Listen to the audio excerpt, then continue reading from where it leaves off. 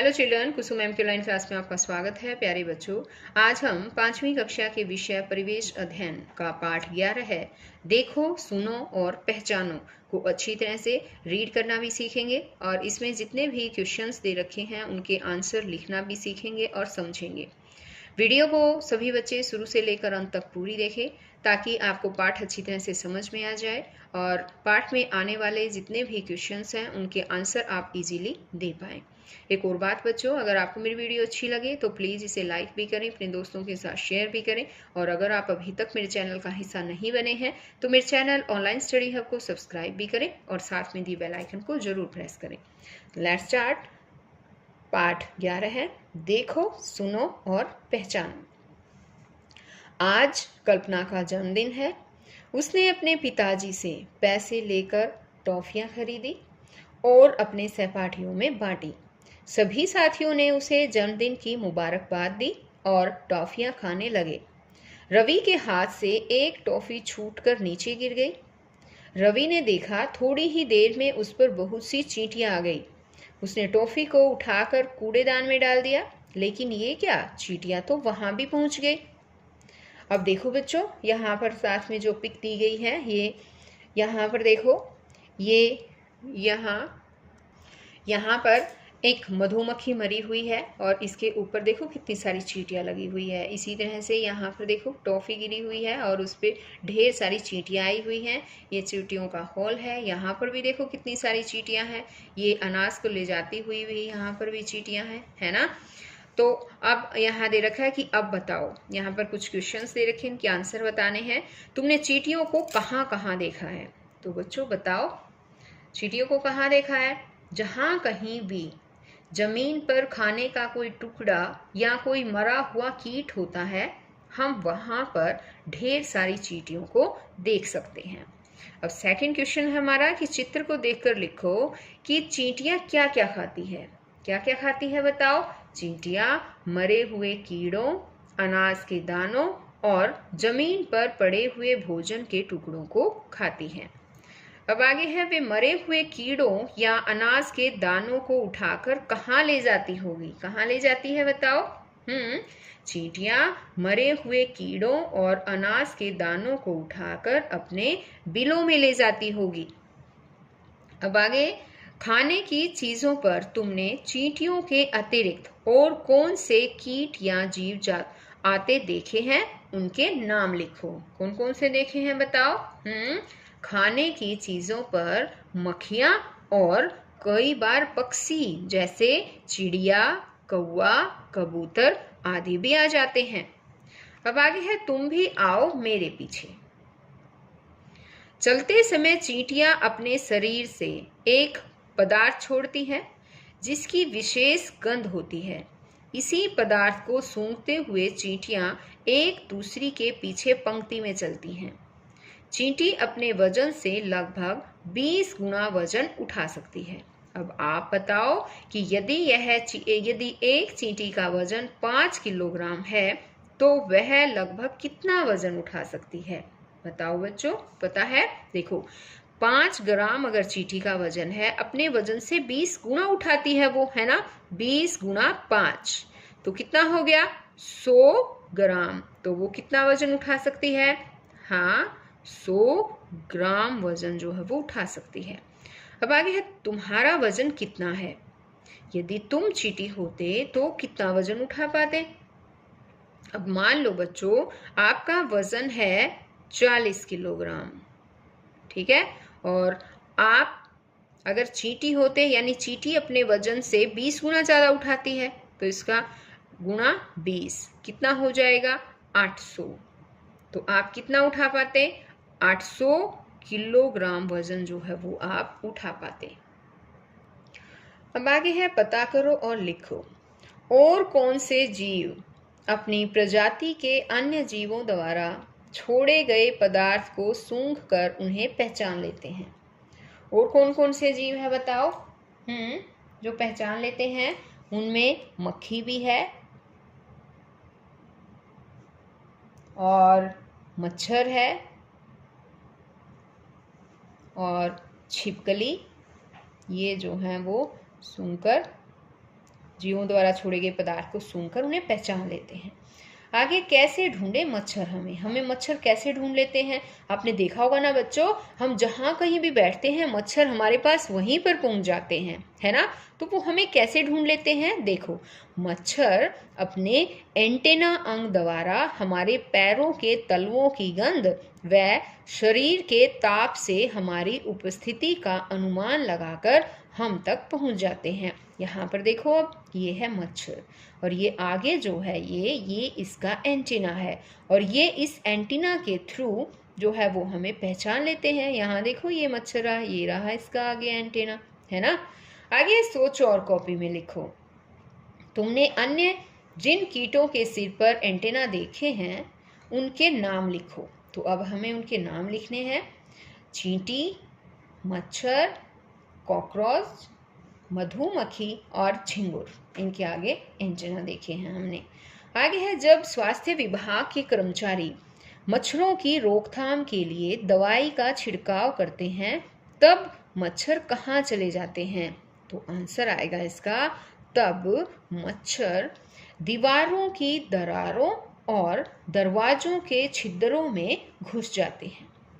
आगे है, मच्छरों के अलावा अन्य किन कीटों की रोकथाम दवाई छिड़क कर की जाती है? मक्खी, दीमक, चींटी इत्यादि। तो इनसे जो है मच्छरों के अलावा मक्खी हैं, दीमक हैं, चींटी हैं, इनकी रोकथाम दवाई छिड़क कर की जा सकती है। आगे है, किस चीज़ को सूंघने के लिए सांप अपनी जीभ को बार बार बाहर निकालता है? उनके सामने वाले दांतों के पीछे 2 छिद्र होते हैं। ये छिद्र बाहर की वायु को अंदर ले जाते हैं जिससे वह वायु में उपस्थित गंध को आसानी से पहचान लेता है। यहाँ पर देखो बच्चों, 2 पिक दे रखी है और इन दोनों पिक में ही सांप है और देखो सांप ने अपनी जीभ जो है वो बाहर निकाल रखी है। तो जीभ बाहर कब निकालते हैं? बार बार निकालते हैं, है ना। क्यों निकालते हैं बताओ? किसी भी चीज को सूंघने के लिए सांप जो है वो अपनी जीभ बार बार बाहर निकालते हैं। अब आगे है, अब बताओ, दी गई चीजों में से तुम किन को सूंघकर पहचान सकते हो? सड़ा हुआ खाना पहचान सकते हो क्या? हाँ, सूंघकर हमें पता चल जाता है। सड़े हुए खाने को भी पहचान सकते हैं हम, इत्र को पहचान सकते हैं, चीज़ों से सूंघकर घी को भी पहचान सकते हैं कि ये गेहूं है, सॉरी घी है, और इसको भी हम टिक करते जाते हैं। फिर कूड़े के ढेर के बारे में भी हम पहचान सकते हैं, बदबू आ जाती है उसमें से। गेहूं को हम नहीं पहचान सकते। मिट्टी के तेल की भी सुगंध से हमें पता चल जाता है। आगे है, ऐसी और कुछ और चीज़ों के नाम लिखो जिन्हें सूंघकर पहचाना जा सकता है। तो संतरा, पुदीना, गुलाब, धनिया, खरबूजा, ककड़ी, ये सब जो है सूंघकर पहचानी जा सकती हैं। कुत्ते के सूंघने की शक्ति तीव्र होती है। पुलिस तथा सेना द्वारा अपराधियों को पकड़ने के लिए कुत्तों का सहयोग लिया जाता है।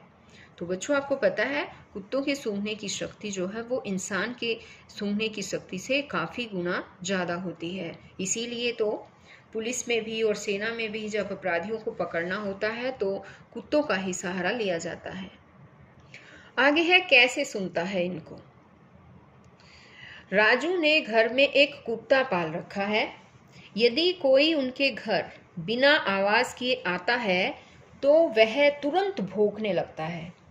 हम जिन मंद अथवा तेज आवाज़ों को नहीं सुन सकते, चमगादड़, कुत्ते और मोर आदि उन आवाज़ों को आसानी से सुन लेते हैं। यहाँ पर देखो, ये पुलिस जो है वो एक कुत्ते को इन्होंने ले रखा है यहाँ पर, और हो सकता है कि किसी अपराधी के बारे में पता कर रहे हों।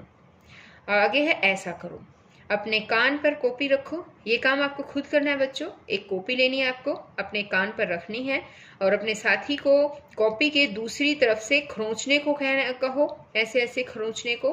अब कॉपी को कान से हटाकर फिर खरोंचो।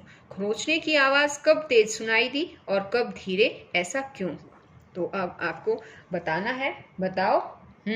कॉपी को खरोंचने की आवाज़ तेज कब सुनाई देगी? जब कॉपी हमारे कान के पास लगी हुई होगी, और जब कान से कॉपी दूर हो जाएगी तो आवाज़ कम सुनाई देगी।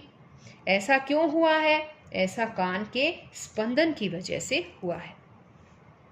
अब आगे है, अब बताओ, क्या तुम्हें बिना देखे किसी के आने का पता लग जाता है? हाँ, पैरों की आहट से हमें किसी के आने का पता लग जाता है। सोए हुए कुत्ते को कैसे पता चलता है कि कोई आया है? कुत्ते की सुनने की शक्ति बहुत तेज होती है, इस कारण उसे पता चल जाता है कि कोई आया हुआ है।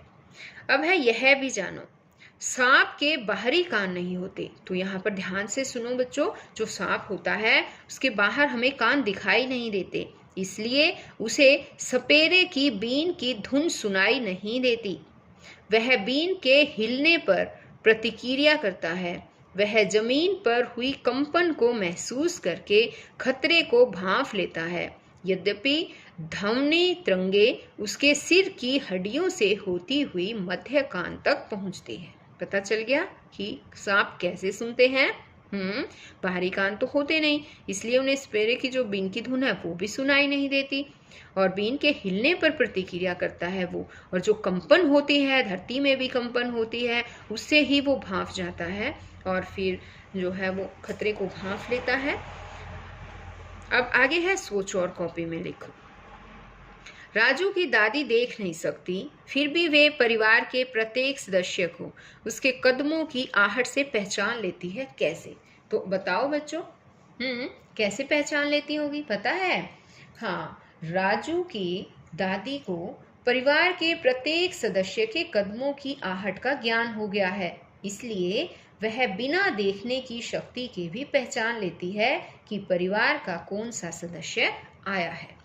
ऐसी 10 वस्तुओं के नाम लिखो जिन्हें तुम उनकी आवाज से पहचान सकते हो। पता है, 10 चीजों के नाम आपको बताने हैं बच्चों। चलो 2-4 मैं भी बता देती हूँ, जैसे कि फोन की घंटी, स्कूल की घंटी, कोयल की कुंकू की आवाज, कौवे की काव काव, रेल की आवाज, है ना? तो आपको कोई भी 10 वस्तुओं के नाम आपको खुद अपनी कॉपी में यहाँ पर बच्चों लिखने हैं। आगे है, क्या तुम परिवार के किसी सदस्य का मूड यानी कि मिजाज उसकी आवाज से पता लगा सकते हो? कैसे कैसे लगा सकते हैं? हाँ, परिवार के किसी भी सदस्य के मूड का आभास उसकी आवाज से पता लग जाता है। व्यक्ति के द्वारा शब्दों का उच्चारण इसका आभास करा देता है। आगे है, ऐसा करो। कक्षा में अपनी आंखों पर पट्टी बांधकर प्रत्येक बच्चे को बारी बारी से बोलने के लिए कहो। तुम कितने बच्चों की आवाज़ों को पहचान सके? दूसरे बच्चे भी ऐसा करके देखें, वे कितने बच्चों की आवाज़ पहचान सके। तो ये बच्चों, ये काम आपको अपनी कक्षा में खुद ही करना है।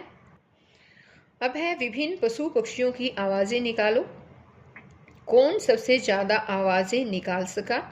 किसने कितनी आवाज़ों को पहचाना? तो बच्चों, ये काम आपको खुद करना है। ये भी पशु पक्षियों की आवाज़ें निकालनी है और फिर देखना है कि उन आवाज़ों को सबसे ज़्यादा आवाज़ें किसने निकाली है और किसने कितनी आवाज़ों को पहचाना है। अब हम जो अगला पार्ट है, कैसे दिखता इनको, ये हम अपनी नेक्स्ट वीडियो में सीखेंगे। अगर मैं अभी ये पूरा लेसन आपको करवाऊंगी तो वीडियो काफ़ी लंबी हो जाएगी, आप अच्छी तरह से समझ